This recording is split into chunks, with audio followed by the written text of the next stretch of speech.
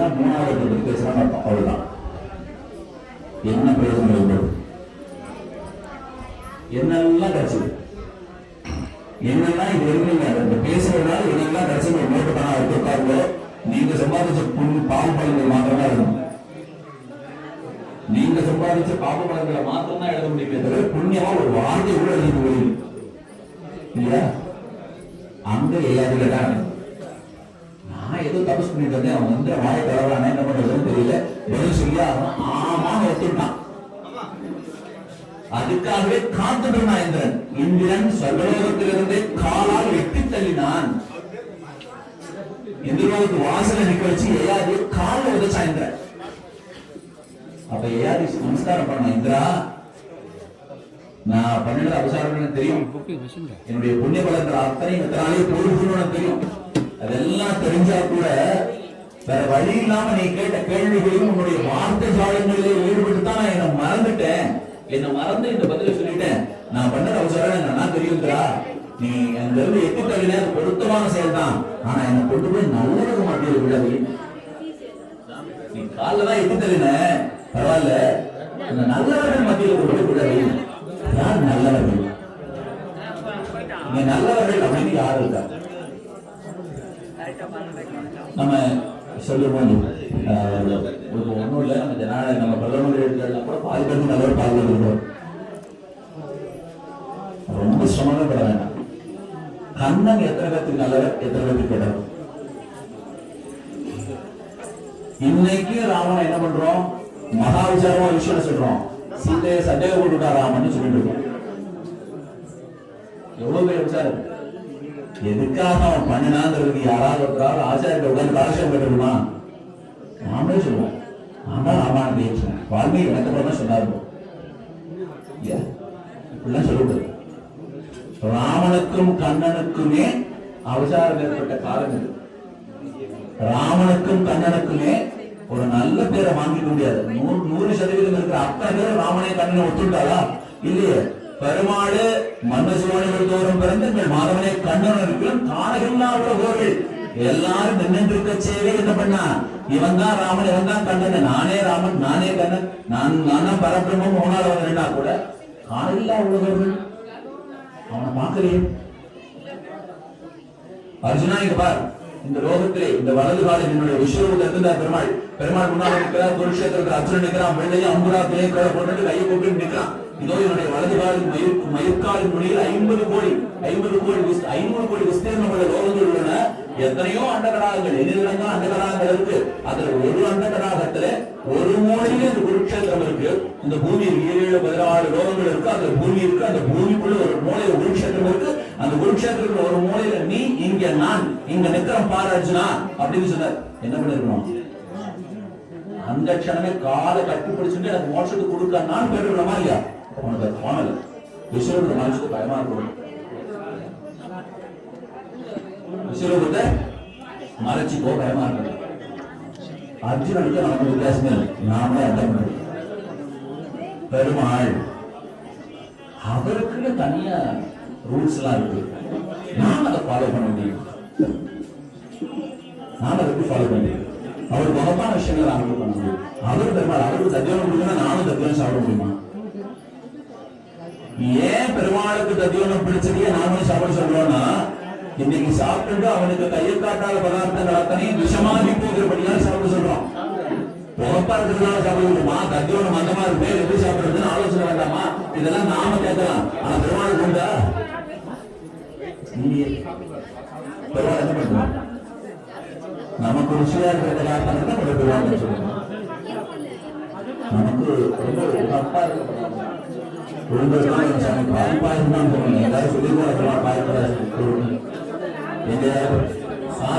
சாத்திக பிரசாதங்கள்ல English vegetable school கிடையாது. English vegetable school கிடையாது. எங்கெங்கயோ அங்க இருந்து ஒரு பிரசாதம் இன்னைக்கும் 1.5 வருஷ காலம் 2 வருஷ காலம் அந்த மாதிரி அப்பப்போ ஒரு சாம்பிளாக அந்த மாதிரி ஒவ்வொரு விதங்களை அனுஷ்டிப்போம். அந்த அனுஷ்டிக்கிற காலகட்டத்துல சுத்தமா ஒவ்வொரு 18 மாசம் சமஸ்தம் வரும். அது வந்து என்ன பண்ணிருக்கோம்னா, இப்படி கை வச்சுட்டா இவ்வளவு பிரசாதம் தான். அதுல நெய், கொஞ்சமா உப்பு, ஒண்ணு இருக்காது, ஒண்ணுமே இருக்காது. முடிஞ்ச கொஞ்சம் அதுவும் நாட்டு காய்கறிகள் பெருமாளுக்கு கண்டளவு பண்ணாதான் அந்த பிரசாதத்தை சாப்பிடணும். இல்லைன்னா ஒண்ணும் கிடையாது. அப்படியே வந்து இன்னைக்கும் இன்னைக்கும் அனுஷ்டானம் பண்ணிட்டு இருக்கும். பண்ணாமலை இல்லாமதான் உட்காரு யாரு பண்ணுறோம் உட்காந்து அப்படின்னு யோகிதையெல்லாம் போடுது அதுக்கெல்லாம் பண்ணணும்.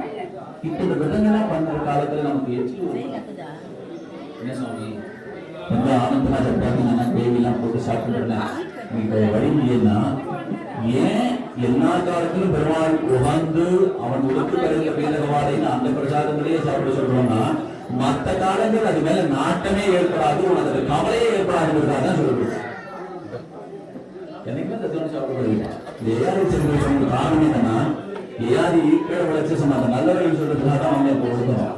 நல்லவர்கள் யாருன்னு சொல்றது சொன்னாங்க. அந்த நல்லவர்கள் ஏன் நல்லவர்னு சொல்றாங்க இவர்கள் ஹரிக்கதையில் பாடி ஹரிநாமத்தை ஸ்மரணம் பண்ணி அவனுடைய திருவடிகளையே தஞ்சம் என்று இருக்கிறான். அவனையே கேட்டுக்கொண்டு விளக்கின கூட இருக்கிறான். பெருமாள் போய் நாம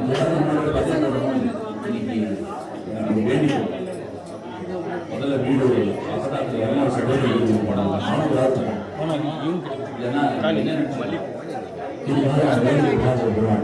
இந்த பட்டியலோட பெருமாள் பயந்து போய் ஒரு நாள் என்ன பண்ணிட்டாராம், பெருமாள் பயந்து போய் மணப்படி வரைக்கும் போய் பாத்திரத்தை உருட்டிட்டாராம். என்ன காரணம்னா இவன் வேண்டுதற்காக பரவாயில்ல சொல்றான். கல்யாணம் குழந்தை ஒரு வீடு ஒரு பக்கத்துல வாகனம் வாகனம் இதெல்லாம் வாங்கலே அவன் வாங்கிட்டானே வாங்கணுங்கிறது இல்லை அவன் வாங்கிட்டானேங்கிறது அவன் கவலை. இந்த மாதிரி துக்கத்தாலே பெருமாள் பார்த்தாரு பார்த்தார். இவருக்கு பயமே வந்துட்டு என்னன்னா என்கிட்ட ஒருத்தர் கூட என் திருவிழா வேணும் என்னுடைய அன்பு வேணும் என்னுடைய திருவிழா வேணும் காரணம் வேணும்னு ஒருத்தர் கேட்கறதே இல்லையே.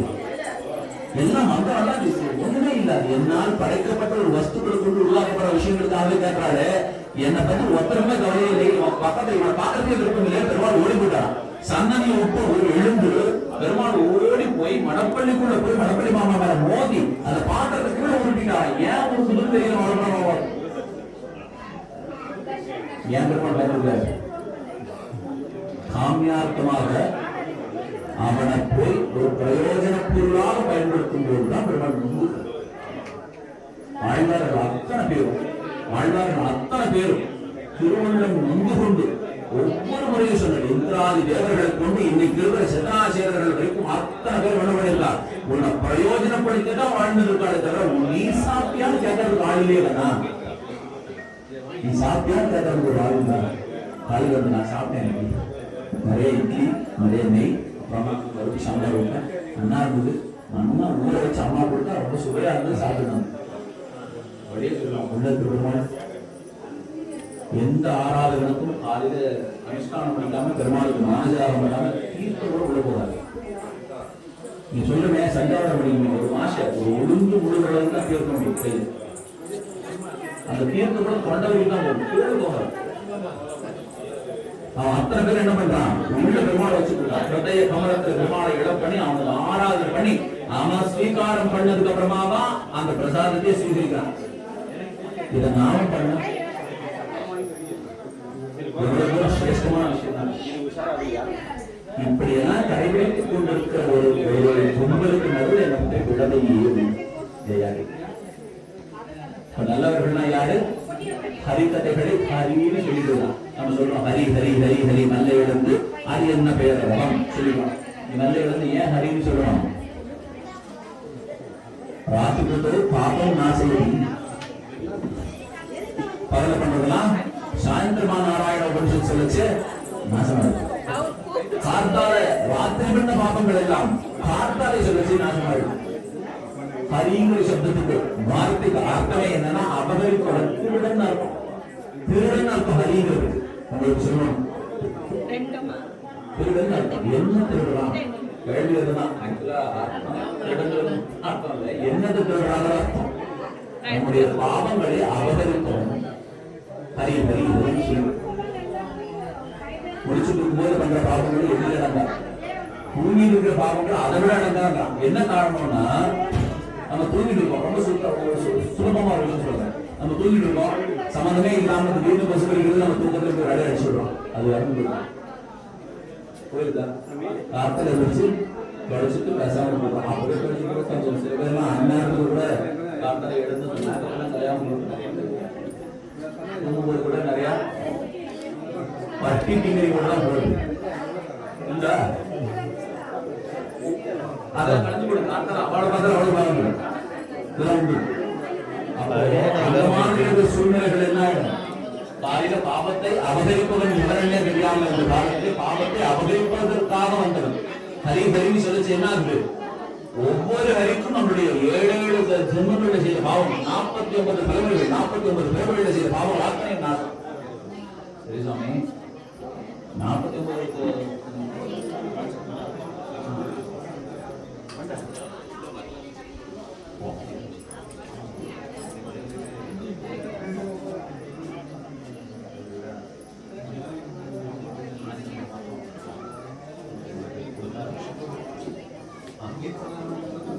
இங்கே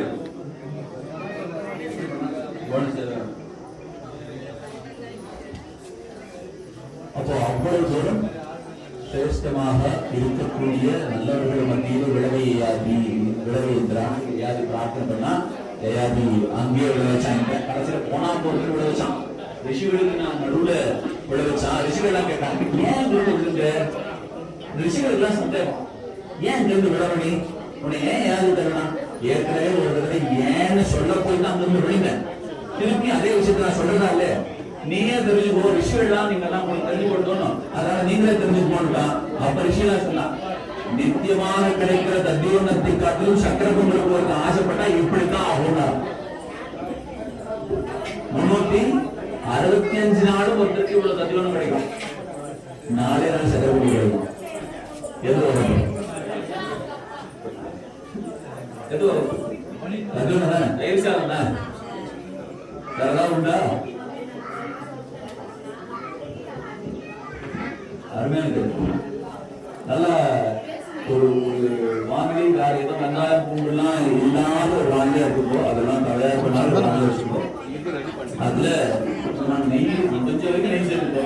இன்னும் அப்படி இல்லைன்னா கடலனையா உணவு சாப்பிடுவோம். தயவு செய்து கூட ஆயில சமைச்சுக்காதீங்க. நீங்க சன்ஃபிளவர் ஆயில் கூட எதுவும் எண்ணெயே இல்லை. அது ஒரு எஸ்என் சொல்லிட்டு கூட ஆயிடும். நல்ல எண்ணெய வண்டிக்கு ஊற்றிட்டு அதனுடைய கழிவு சாப்பிட்டுடும். நல்லா யோசனை பாத்தீங்கன்னா இதான் சன்ஃபிளவர் ஆயில் நீங்க கொடுத்துருக்கிறது என்னன்னா உயர்ந்ததாக இருக்கக்கூடிய பெட்ரோல் அதுல இருந்துதான் டீசல் இது ரெண்டையும் வண்டி கொடுத்துடுறோம். அதுல இருந்து கீழே ஃபில்டர் பண்ணி கீழே வரும் ஒண்ணுமே இல்லாத ஆயில் ஒயிட் ஆயில் சொல்லுவாங்க. அதைத்தான் சன்ஃபிளவர் ஆயில் எசன்ஸ் ஊற்றி நம்ம போட்டுதான் வாங்கி சாப்பிடுறோம்.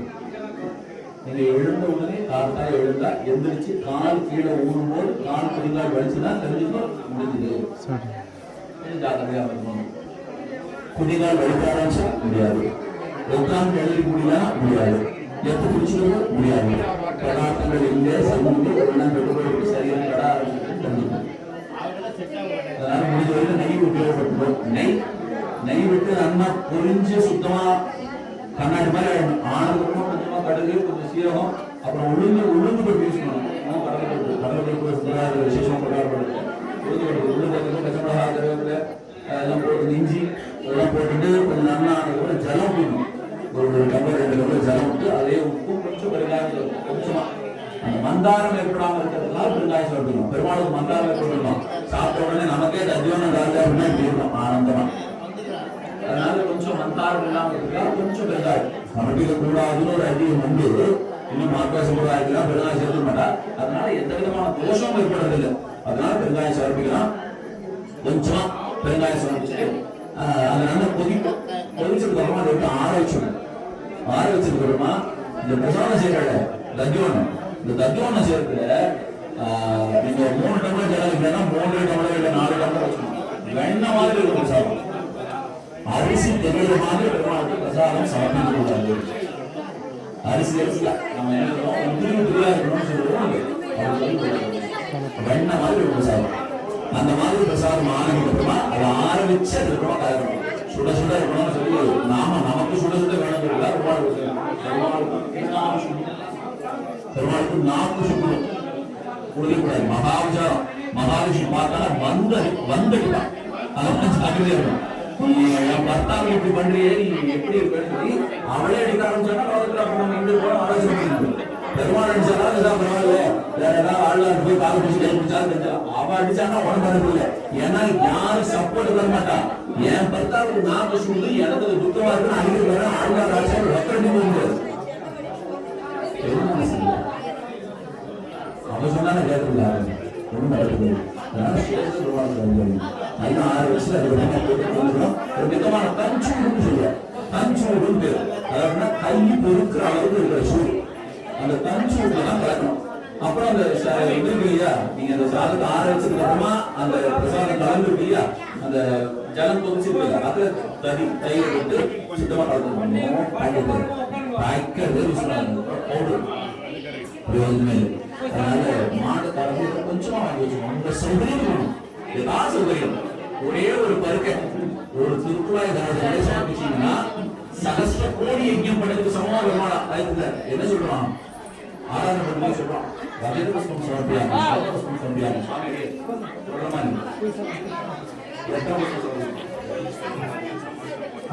எல்லாம் சொல்றோம். ரஜத புஷ்பம் சமர்ப்பியாங்க, அக்ஷய ஸ்வர்ண புஷ்பம், ஸ்வர்ணம் தங்கம், தங்கத்திலேயே புஷ்பம் சமர்ப்பிக்கிற பெருமாளுக்கு சுவாமி ஏன் கிடைக்கவே சங்கிலிக்க நான் ஒரு புஷ்ப சமர்ப்பிக்கலாம் சாத்தியமே இல்லை. எல்லாத்தையும் என்ன சொல்றோம், ஆண்டாள் கான்செப்ட் என்ன சொல்றா, வாயிலிருந்து பராவிட்டேன். வாயில சொல்லிருச்சேன் சாப்பிட குத்துலாம் சரியா, நேர்ந்துட்டேன் வாயிலேயே சொல்லி சமர்ப்பிச்சேன். நீங்க எப்படி பிரம்மாவுக்கு மானசகுமாரோ எப்படி நான் பேசினாரோ எப்படி ஆண்டாள் வாயிலேருந்து இருந்தாரோ எல்லாம் அப்படியே வழி ஒழுகி பண்றோம். ஒன்னும் மாற்றமே கொண்டு போய் சாப்பிட்டு சொல்றோம்.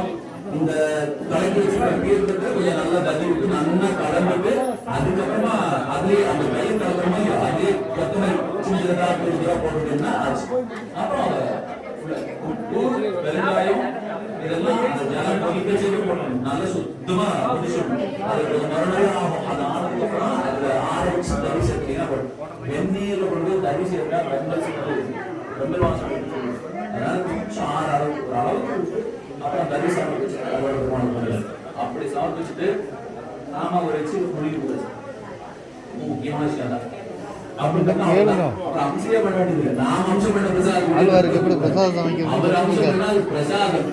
பண்ண பிரசாதம் சரியா, எதையும் பண்ணாதீங்க. உள்ள போறதுக்கு முன்னாடி பொங்கல் வெளியே வந்த பிரசாதம் எவ்வளவோ சாதாரணமான விஷயங்கள் சிரேஷ்டமா பூர்வமா பண்ணி நாளைக்கு நான் எவ்வாறு பண்ணி சாப்பிட்டு கண்ணன் வந்து உட்கார்ந்து படிப்படையே கூட சாப்பிடுவேன் சரியா. அப்போ அவ்வளவு தூரம் சிரேஷ்டம். நல்லவர்கள் மத்தியில விட சொன்னா யாருக்கு விழுந்தா இப்ப கேட்டா நல்லவன் யாருன்னு ஹரி அவன் ஸ்மரணம் செய்கிறான், அவனே நல்லவன் தான். சரி, ஹரி ஸ்மரணம் பண்றவனா நல்லவன் தான். எல்லா நேரத்திலயும் இரண்யாட்சியும் ஹரியே கூடாதுன்னு சொல்லிட்டு இருந்தான். அவன் தானே சிரேஷ்டமா இருப்பான். எதிரிகள்லாம் யாரு, இரண்யாட்சி சொல்லிட்டா சதா சர்வகாலமும் நமக்கு உள்ளூர்ல ஒரு எதிரி இல்லை. எங்கேயோ ஒரு கதை, உள்ளூர்ல ஒரு எதிரி. அந்த எதிரி என்ன பண்ணுவான், சதா சர்வகாலம் உடம்புக்கே நினைப்பான். தூங்குனா எழுந்தா இவனுக்கு ஒரே பொறாமை, யாரை பத்தி பேசுறோமோ அப்ப எனக்கே வசணும். எங்க ஆத்துக்காரிகளே சண்டமா இருக்கும். என்னடா இது, நான் தான் எங்க ஆத்துக்காரோட ரொம்ப உள்ள முழுக்க காதலிக்கிறேன்னு நினைச்சிட்டு இருந்தேன். இவன் என்னை விட எங்க ஆத்துக்காரர் அதிகமா நினைக்கிறானே. நினைக்கக்கூடிய ஒருத்தருடைய ஆம்பளையாள் யாரோ அவளே பொறாமப்படுற அளவுக்கு என்ன பண்றான், எதிரிய வந்து நினைச்சிட்டு இருக்கான். அந்த மாதிரி எதிரிகள் நினைச்சிட்டு இருந்துச்சு, அவன் தான் உயர்ந்தவனா இருப்பான். அதனாலதான் அவனுக்கு என்ன கிடைச்சதுன்னா, சிம்மாவதாரம் பண்ணி பெருமாளை சம்பாரம் பண்ணார். பெருமாளே உயர்ந்ததாக இருக்கக்கூடிய மோட்சத்தை அவர் செயலாலேயே கொடுத்தார்.